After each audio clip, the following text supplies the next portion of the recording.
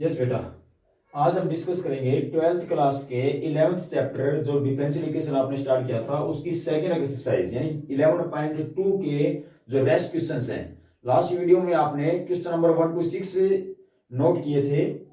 इसके बाद हम स्टार्ट करते हैं क्वेश्चन नंबर 7 से। देखिए क्वेश्चन नंबर 7 क्या कहता है इसका, form the differential equation representing the family of curves x square minus y square equal to c into x square plus y square का होल स्क्वायर। ठीक है,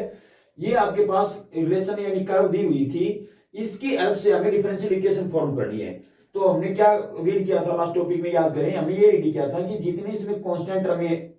कंसीडर हुई हैं उतने ही बार उस रिलेशन को डिफरेंशिएट करेंगे और उस कांस्टेंट टर्म को एलिमिनेट करेंगे, वही हमारा सॉल्यूशन होगा डिफरेंशियल इक्वेशन की फॉर्म में। ठीक है,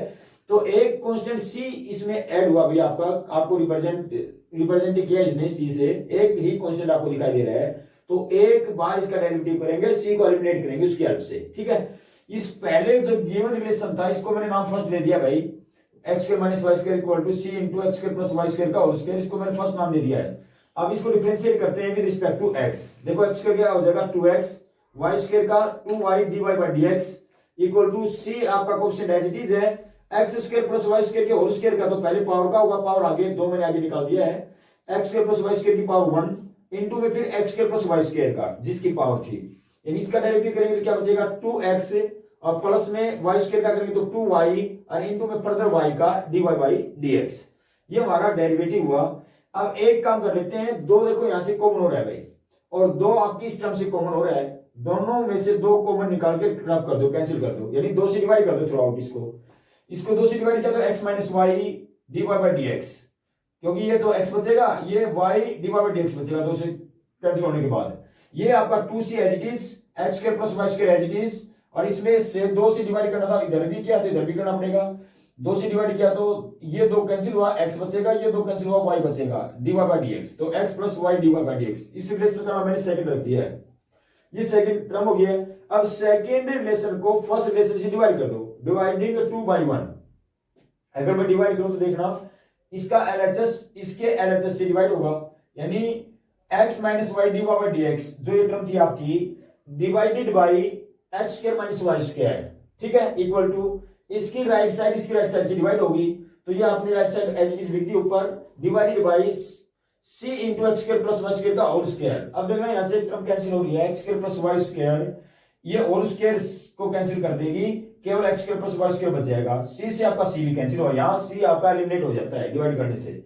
क्या बचेगा भाई, ये बचेगा 2 into x plus y d y by d x upon x square plus y square, और इधर आपका ऑलरेडी है, ऐसा कर लिया भाई मैंने। इस x square plus y square को तो क्रॉस करके इधर ले आया इसके साथ मल्टीप्लाई में, और x square minus y square को क्रॉस करके इधर ले गया इसके साथ मल्टीप्लाई में। तो देखो आगे की जो टर्म मैंने लिखी है वो देखो भी, x minus y d y by d x, ये एज इट इज है, इसको मल्टीप्लाई किया है इससे x square plus y square से इधर लेके आगे, और ये जो इधर की टर्म थी ये इसके साथ मल्टीप्लाई में चली गई है, उधर लिख दिया 2 into x square minus y square into x plus y d y by d x. ठीक है, अब इसको खोल लें, थोड़ा डिस्ट्रीब्यूट हो जाएंगे, इनका मल्टीप्लीकेशन है, मल्टीप्लाई कर दें इनको, ये बनेगा x square into x x cube, x square into y d y by d x, तो एक्स स्क्वायर वाई माइनस का x square y d y by d x. इसी प्रकार से वाई वाली टर्म की करो गुणा इससे, वाई स्क्वायर एक्स, फिर वाई स्क्वायर की minus y d by d x है तो वाई क्यूब माइनस का y cube d by d x हो जाएगा। इसी प्रकार से इनको भी खोल दिया भाई, 2x स्क्वायर की x से तो 2x क्यूब हुआ, 2x स्क्वायर की y से तो 2x square y d by d x हुआ। अब 2y स्क्वायर माइनस के 2y स्क्वायर की x से तो माइनस का 2y स्क्वायर x हुआ, और माइनस 2y स्क्वायर की y से तो माइनस का 2y cube d by d x हुआ। ठीक है, अब मैंने क्या किया, जो without x d y by d x की टर्म है उनको एक साइड में कर लिया है, और d y by d x की टर्म है उनको एक साइड में कर लिया है। इधर से उठाओ, देखो एक्स क्यूब आपका प्लस का है, इधर से 2x क्यूब आएगा तो माइनस का बच जाएगा, तो माइनस का बचेगा एक्स क्यूब। ये जो माइनस का 2y स्क्वायर एक्स है, इधर आगे इस y स्क्वायर एक्स में ऐड हो जाएगा, कितना हो जाएगा 3y स्क्वायर एक्स। ठीक है, इधर की जो d y by d x की टर्म थी उधर जाके देखो क्या बन जाएगी, एक्स स्क्वायर वाई, एक बार ये माइनस का इधर है, उधर जाके प्लस की बनेगी, और 2x स्क्वायर वाई ये प्लस का ऑलरेडी है, तो कितना हो जाएगा 3x square y, 3x square y, और d y by d x को मैंने बाहर कर दिया। इसी प्रकार से d y by d x की ऑर्डर में है, ये माइनस का वाई क्यूब एक बार है, और इधर माइनस का 2y³ है, ये उधर जाएगा किसका हो जाएगा प्लस का, तो यानी माइनस का y³ dy/x बचेगा, -y³ dy/x मैंने ऑलरेडी कॉमन बाहर निकाल दिया है। ठीक है, या तो आप सॉल्यूशन यही कह सकते हैं, देखो c एलिमिनेट हो चुका है, dy/x के टर्म में आपका रिलेशन बन गया, तो यही आपकी रिक्वायर्ड डिफरेंशियल इक्वेशन है। ज्यादा मैनेज ये कर सकते हैं क्या कि भाई इसमें से माइनस मैनेज कर लो, माइनस को कॉमन निकाल दो तो यहां से तो x³ हो जाएगा प्लस का, ये माइनस का 3y² बन जाएगा, और वो इधर से जो माइनस कॉमन लिया था आप उधर लेके गए हो तो इसके साइन चेंज कर देगा, y³ प्लस का हो जाएगा और माइनस में 3x² y हो जाएगा होल इनटू dy/dx। ये आपकी रिक्वायर्ड डिफरेंशियल इक्वेशन होगी जिसमें आपका c एलिमिनेट हो चुका है। यस बेटा, क्वेश्चन नंबर 8 देखिए क्या कहता है इसका। अगर हमारे पास एक रिलेशन दिया हुआ है y = a sin 2x plus b cos 2x, तब हमें प्रूव करना है कि d2y/dx² प्लस 4y = 0 हो जाएगा, यानी इसकी डिफरेंशियल इक्वेशन ये बनेगी, ये हमें शो करना है। ठीक है, तो आप लेके चलिए इसमें यूं देखिए आपका जो गिवन रिलेशन है उसमें कितने कांस्टेंट यूज हुए हैं भाई, a और b दो कांस्टेंट यूज हुए हैं, इसका मतलब इसको हमें दो बार डिफरेंशिएट करना पड़ेगा, इसका नाम 1 रख लें, इस रिजल्ट को 1 कह दें। Let us suppose that the given statement with the first equation. ठीक है, आप डिफरेंशिएट करो इसको, differentiating with respect to x, with respect to x, x की विद रिस्पेक्ट डिफरेंशिएट करेंगे तो क्या आ जाएगा dy/dx is equal to a आपका coefficient as it is, sin 2x का डेरिवेटिव हो जाएगा cos 2x, इनटू में 2x एंगल का करेंगे तो 2, तो आगे लगा दिया मैंने 2a cos 2x बनेगा, और ये आपका प्लस में b एज इट इज, मैंने अभी सिंबल नहीं लगाया क्योंकि मुझे पता है cos का डेरिवेटिव माइनस साइन आता है तो माइनस बना देगा इस प्लस को, इस कारण से आप माइनस पहले यूज कर लें, माइनस cos 2x का डेरिवेटिव हो जाएगा माइनस sin 2x, माइनस मैंने यहां यूज कर दिया और यहां पे लिख दिया sin of 2x, और 2x का डेरिवेटिव करेंगे तो क्या बनेगा भाई 2, वो 2 गुणा में यहां लिख दिया है। ठीक है, यानी माइनस का 2b sin 2x ये आएगा, इस रिलेशन का नाम रख दो 2। एक बार फिर से डिफरेंशिएट करो इसको, डिफरेंशिएटिंग अगेन, जो रिजल्ट आया है इसको एक बार फिर डिफरेंशिएट कर दो, differentiating again with respect to x, क्या बनेगा ये d2y/dx² इज इक्वल टू, देखिए 2a आपके बार coefficient as it is, cos का हो जाएगा माइनस साइन, माइनस बार लगा दो साइन ऑफ 2x, और इनटू में 2x का और करना है 2, तो एक इसके गुणा में 2 और लगा लो भाई, ये लो इनटू में 2, minus 2b as it is, sine 2x का हो जाएगा cos 2x, इनटू में 2x का करेंगे तो 2, ये लो 2, ये माइनस दिखा गया गलती से, इनटू में 2x का। ठीक है, अब देखो कैसे मैनेज करोगे आप इसको, ये बन जाएगा 2 की मल्टीप्लाई इसके साथ माइनस का 4 टाइम्स a sin 2x, ये हो जाएगा minus 2 2 4b cos of 2x, और यहां से -4 कॉमन कर ले भाई, -4 कॉमन करने के बाद ये बनता है a sin x plus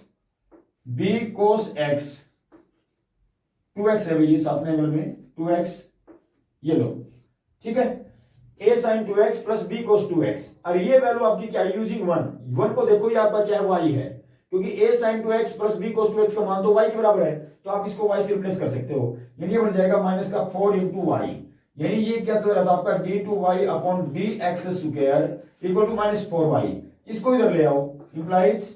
d2y/dx² plus का 4y हो जाएगा इधर, और इक्वल टू बचेगा 0। यही आपकी रिक्वायर्ड डिफरेंशियल इक्वेशन थी जो हमें शो करनी थी, आपका रिजल्ट है। ठीक है,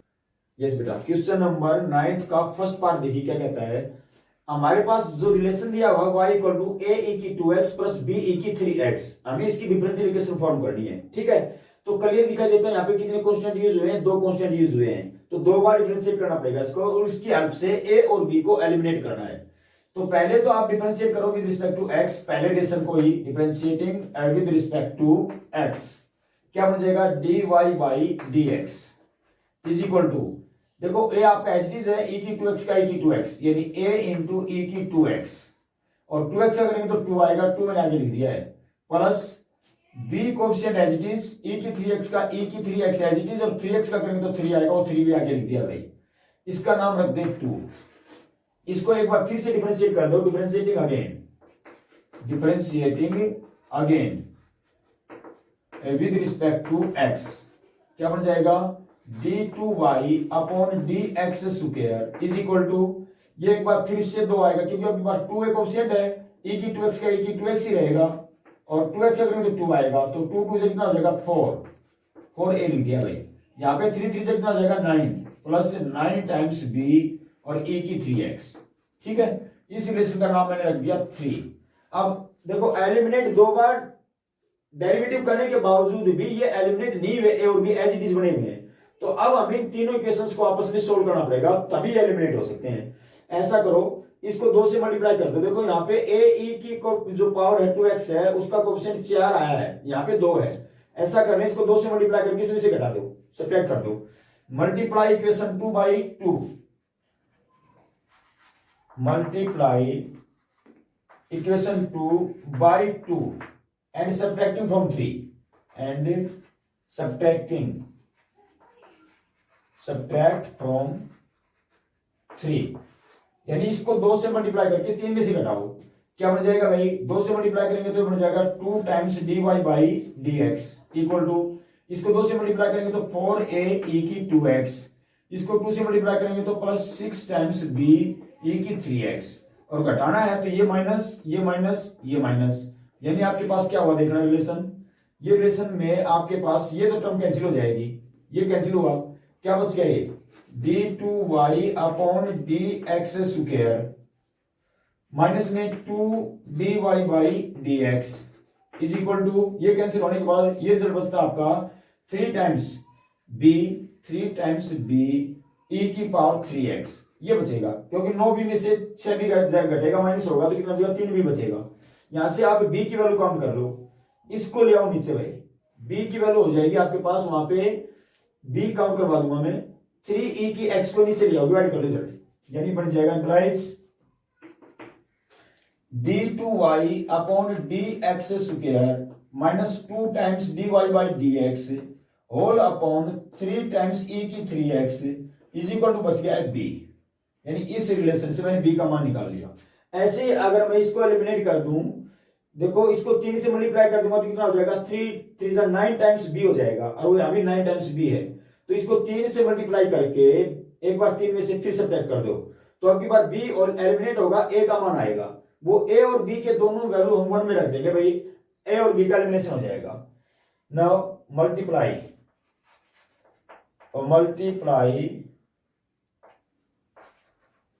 equation 2 by 3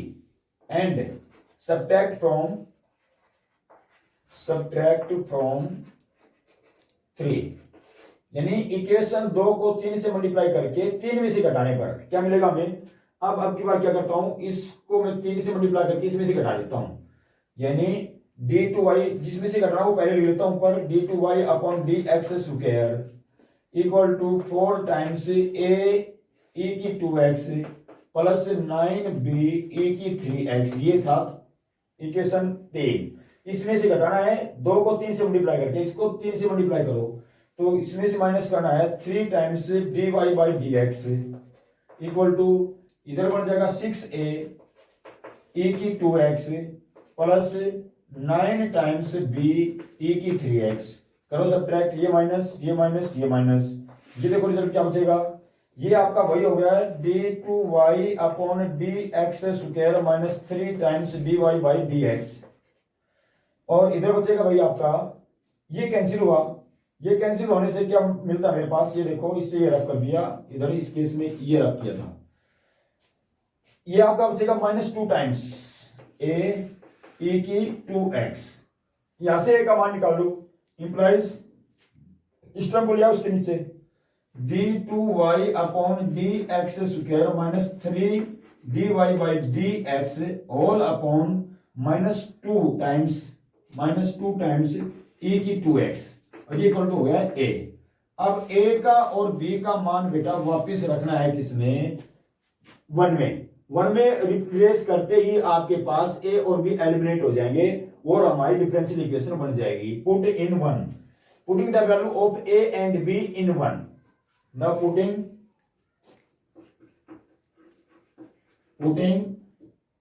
a and b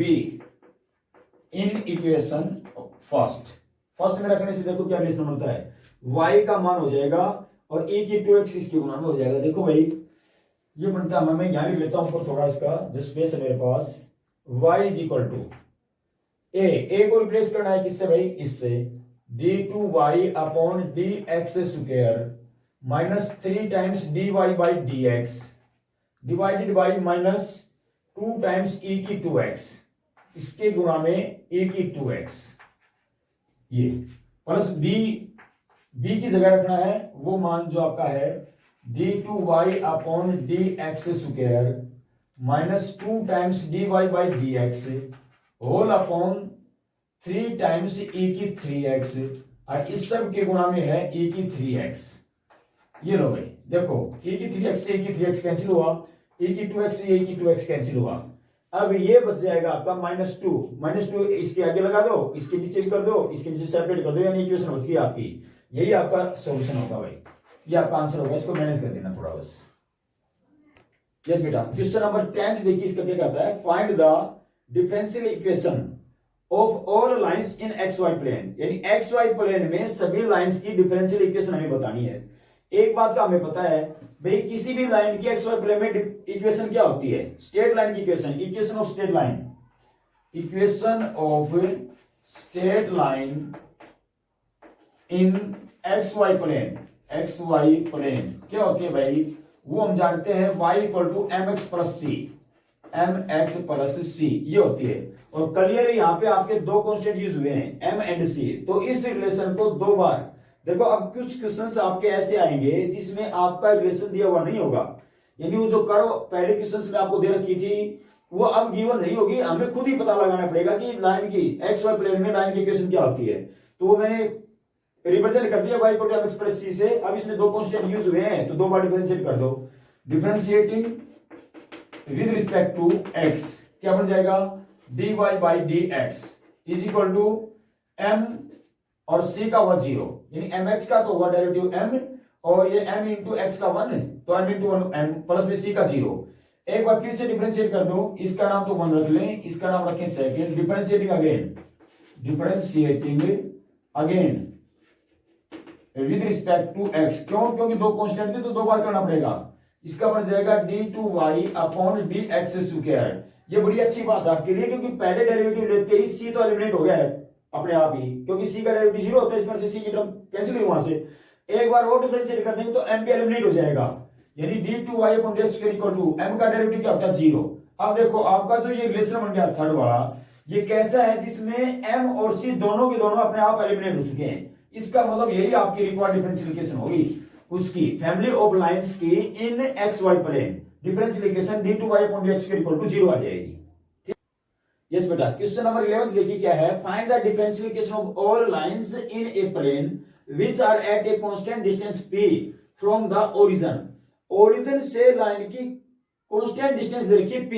इसका मतलब क्या हो गया, ओरिजिन से परपेंडिकुलर डिस्टेंस जब लाइन की दे रखी होती है तो नॉर्मल फॉर्म बोलते हैं उसको हम। इसका मतलब ये लाइन की नॉर्मल फॉर्म मांगता है, और लाइन की नॉर्मल फॉर्म हमें पता है क्या होती है, x cos theta plus y sin theta equal to p, यानी वो परपेंडिकुलर डिस्टेंस p है। यानी अगर मैं उसकी नॉर्मल फॉर्म लिख लूं तो मैंने ये लाइन लिख दी है पहले ही कि h cos theta plus y sin theta equal to p, ये मेरे पास क्या है, नॉर्मल फॉर्म है। उस p को मैं उठा के लेफ्ट साइड में लिया है, इक्वल टू मैंने 0 कह दिया है। ये वही इक्वेशन आपकी x cos theta plus y sin theta equal to p है ये। अगर p को उधर ले जाऊंगा तो इक्वल टू p हो जाएगा, मैंने इसको लेफ्ट साइड में रख दिया, इक्वल टू 0 बना दिया। अब इसको डिफरेंशिएट कर दो, क्योंकि एक कांस्टेंट नजर आया मुझे इसमें p, एक बार डिफरेंशिएट किया तो क्या बन गया भैया आपके पास, with respect to x differentiate करेंगे तो x का कोएफिशिएंट क्या है cos थीटा, ये cos थीटा आ जाएगा। यहाँ पे sin थीटा पैरेंथेसिस y का हो जाएगा dy बाई dx, यानी y1 लिख दिया मैंने इसको, dy बाई dx को y1 लिख दिया है, और p का होगा 0 और इक्वल टू 0। ठीक है, ये आपका डेरिवेटिव हुआ। अब इन दोनों इक्वेशंस को सॉल्व कर दो, ये फर्स्ट है आपके लिए, इक्वेशन सेकंड, दोनों को सॉल्व करेंगे भाई क्रॉस मल्टीप्लिकेशन मेथड से। ठीक है, क्रॉस मल्टीप्लिकेशन मेथड क्या करता है, मुझे सॉल्यूशन चाहिए किसके लिए, x और यानी p को एलिमिनेट करना है। तो ये एलिमिनेट का वो मैं अगर इसको cos और sin के लिए सोल्व कर लूं, क्यों, क्योंकि मुझे एक रिलेशन का पता है कि sin square theta plus cos square theta equal to 1 होता है, तो मैं वैल्यू अप्लाई कर दूंगा। इस कारण से मैंने इसको सोल्व किया cos थीटा और sin थीटा के लिए। तो cos थीटा अपॉन, यानी cos, और देखो इसमें फर्स्ट टर्म में cos theta, x cos theta, ये cos थीटा है, तो cos का मान अगर चाहिए तो cos अपॉन लिखो। अब इसको तो ओमिट करो, बाकी जो बच गया उसमें क्रॉस मल्टीप्लाई करते हैं। कैसे, इसको ढक लिया, इधर का कोएफिशिएंट sin थीटा का कोएफिशिएंट क्या है y की गुणा इधर की कांस्टेंट टर्म से 0 से, तो क्या हो जाएगा 0, y इंटू 0 0। ठीक है, माइनस फिर इधर के साइन थीटा के कोएफिशिएंट का गुणा उधर की कांस्टेंट के साथ, इधर साइन थीटा का कोएफिशिएंट क्या है y1 की गुणा p के साथ भी माइनस साइन, तो माइनस का p, माइनस हम अपनी तरफ से लगाते हैं भाई, इन दो का गुणा माइनस इन दो का गुणा, तो इन दो का गुणा करेंगे तो क्या आएगा माइनस का, और माइनस मुझे ऑलरेडी लगाना था तो माइनस इंटू माइनस क्या हो गया प्लस हो गया ये py1, ठीक है, तो 0 प्लस py1। ऐसे अब चाहिए मुझे साइन के लिए, तो साइन का मान चाहिए तो साइन थीटा अपॉन, इसको रख दो भाई, साइन थीटा को ओमिट करो, साइन थीटा अपॉन, अब क्या बच गया ये, इधर से क्या किया मैंने भाई, कोएफिशिएंट लिया मैं इधर से, मैंने इधर कोस थीटा का कोएफिशिएंट क्या 1,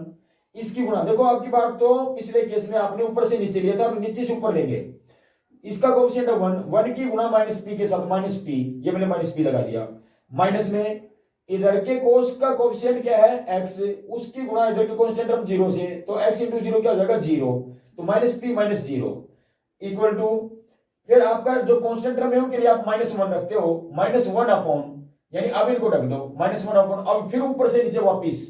x कोस थीटा का कोएफिशिएंट क्या है x, इसकी गुणा साइन थीटा का कोएफिशिएंट इधर से y1 के साथ, तो xy1, ये हुआ xy1, ये टर्म xy1, माइनस में इधर का कोएफिशिएंट कोस थीटा का उधर के साइन थीटा कोएफिशिएंट के साथ गुणा, यानी y की गुणा 1 के साथ, तो y माइनस में y, ये आपके पास सॉल्यूशन हो गया है। अब यहां से एक बार तो इसको इसके बराबर रख दो, एक बार इसको इसके बराबर रख दो, साइन और कोस का मान आ जाएगा, तो यहां से कोस थीटा का क्या हुआ, इसको उठा के ले जाओ टर्म को उधर, ये आपका py1 0 प्लस में था तो py1 ही बनेगा, py1 इधर भाग में है उधर से गुणा में जाएगा, यानी माइनस का py1 लिख दिया मैंने, ठीक है, minus py1 upon xy1 minus y, ये आपका लिखना था यहाँ पे py1, ठीक है, तो -1 से मल्टीप्लाई करने से, हाँ एक मिनट भाई, यहाँ पे जो टर्म में आपने -1 ली है ना, इस -1 को आप +1 ही रख ले, क्यों, क्योंकि आपकी कांस्टेंट टर्म में आपने राइट में नहीं ली है, वो लेफ्ट में ले रखी है, लेफ्ट में ले रखी है, तो आप इसको -1 लिखने की बजाय +1 अपॉन ही लिखो आप, क्यों, क्योंकि ये आपने राइट में अगर ले लिया होता तो आप -1 अपॉन लिखते, लेकिन हमने इसको लेफ्ट में ले रखे, इस कारण से 1 अपॉन लिखें, तो 1 अपॉन, अब इसको py1 को लेके जाए भाई उधर, इससे मल्टीप्लाई, तो py1 इंटू 1 यानी py1 अपॉन ये xy1 माइनस y हुआ। ऐसे ही साइन थीटा का मान निकालें, तो साइन थीटा देखो क्या आएगा आपका, साइन थीटा की गुणा साइन थीटा अपॉन क्या है, माइनस पी को उधर उठा के लेके जाओ तो -1, ये माइनस पी की गुणा 1 से होगी तो माइनस पी देगा रिजल्ट, माइनस पी अपॉन ये आएगा, तो हमने लिख दिया है -p upon xy1 minus y। मैंने इसको सोल्व करके क्या, आप ऐसे ही रखो इसको, ये आगे वाला नहीं मत लिखो, ये एज इट इज रखो, -p upon xy1 minus y, यानी साइन और कोस दोनों का मान मुझे मिल गया। अब एक रिलेशन मैं जानता हूं क्या, कि sine square theta plus cos square theta 1 होता है, sine square theta plus cos square theta equal to 1। मैंने क्या क्या कर दिया देख लो भाई, ये कोस स्क्वायर का मान रख दिया, ये रहा कोस आपका, इसका स्क्वायर करो तो इसका भी स्क्वायर सारे का, तो py1 upon xy1 minus y का whole square plus sine square theta यानी साइन वाली टर्म ये रही, मैंने इसका मान भी रख दिया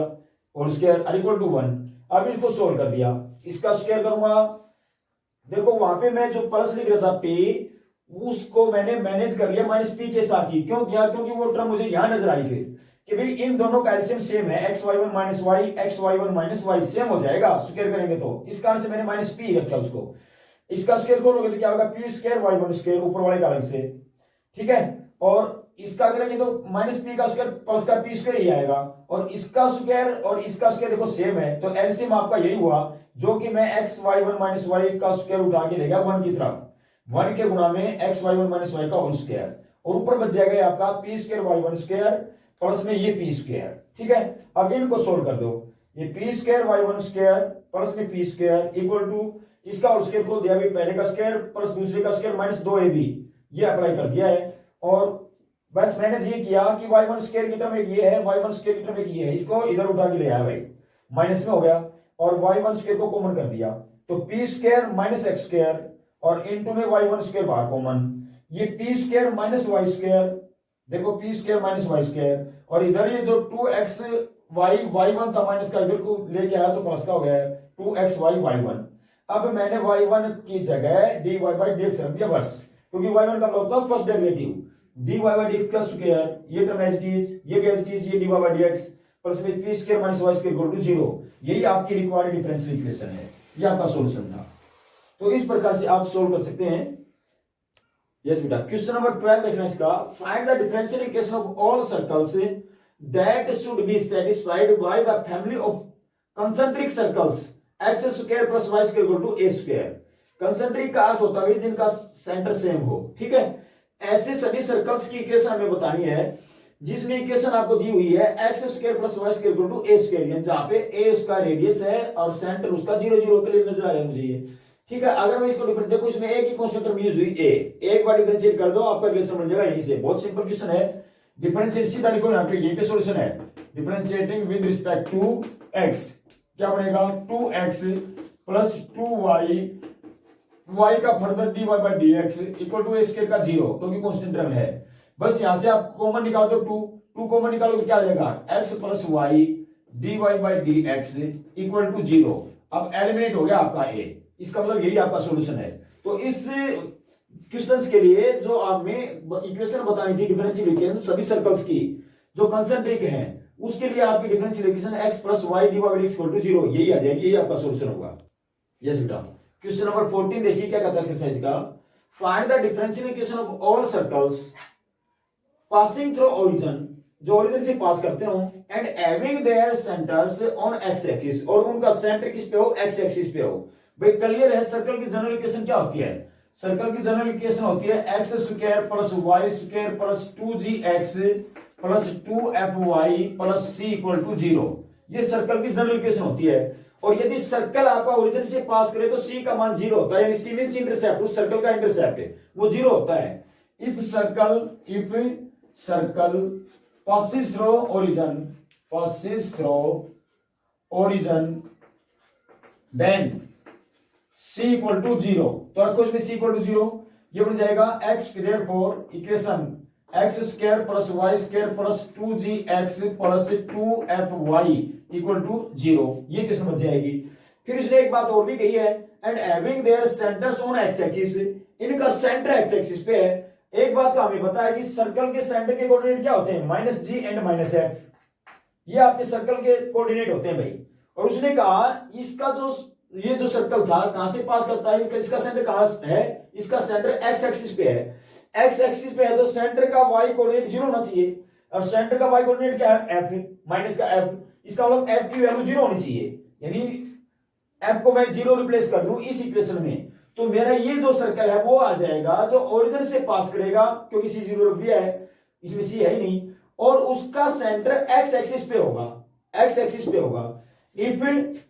यानी लिखता हूं if centre of circle is on x axis then f equal to 0, यानी सेंटर के कोऑर्डिनेट, यानी सेंटर के कोऑर्डिनेट होते हैं उनमें y कोऑर्डिनेट को 0 रख दो, y कोऑर्डिनेट हमारा क्या है f, तो f को 0 रखो, यानी ये इक्वेशन बन जाएगी। Therefore equation becomes x square plus y square plus 2gx, और ये हो गया 0 इक्वल टू 0। हमारी रिक्वायर्ड इक्वेशन ये आ गई भाई, यानी जिस इक्वेशन को हमें डिफरेंशिएट करना है वो इक्वेशन हमारी ये है, क्योंकि दो कंडीशन दी थी उसने कि वो सर्कल ओरिजिन से भी पास करे और उस सर्कल का सेंटर एक्स एक्सिस पे ही हो। तो ऐसा सर्कल जो ओरिजिन से पास करे सेंटर एक्स एक्सिस पे हो उसकी इक्वेशन ये होती है x square plus y square plus 2gx equal to 0। अब इसको डिफरेंशिएट करो एक बार, क्यों, क्योंकि एक कांस्टेंट टर्म g नजर आई है मुझे, डिफरेंशिएट कर दो। Differentiating with respect to x क्या बन जाएगा 2x plus 2y dy by dx और प्लस में 2g इक्वल टू 0। अब g का मान निकालो यहां से, 2g को काउंट करो कंप्लीट, इसको ले जाओ उधर और वापिस इसमें रिप्लेस कर दो 1 में, इक्वेशन बन जाएगी हमारी, यानी ये बन जाएगा आपका implies 2g equal to minus 2x minus 2y dy by dx, ठीक है। ये माइनस 2g का ही मान आ गया, ये माइनस 2g का मान आप 1 में रिप्लेस कर दो वापिस, पुट इन 1 1 में पुट करेंगे तो देखो क्या बनती है इक्वेशन आपकी x square plus y square plus 2g की जगह है माइनस का 2x minus 2y dy by dx whole into x is equal to 0। खोल दो बेटा, इसको खोलोगे सोल्व करोगे तो x square plus y square minus का 2x स्क्वायर और माइनस का 2xy dy by dx equal to 0। ये आपकी रिक्वायर्ड डिफरेंशियल इक्वेशन आ जाएगी उन सर्कल्स की जिनका सेंटर तो एक्स एक्सिस पे है और वो ओरिजिन से पास करते हैं।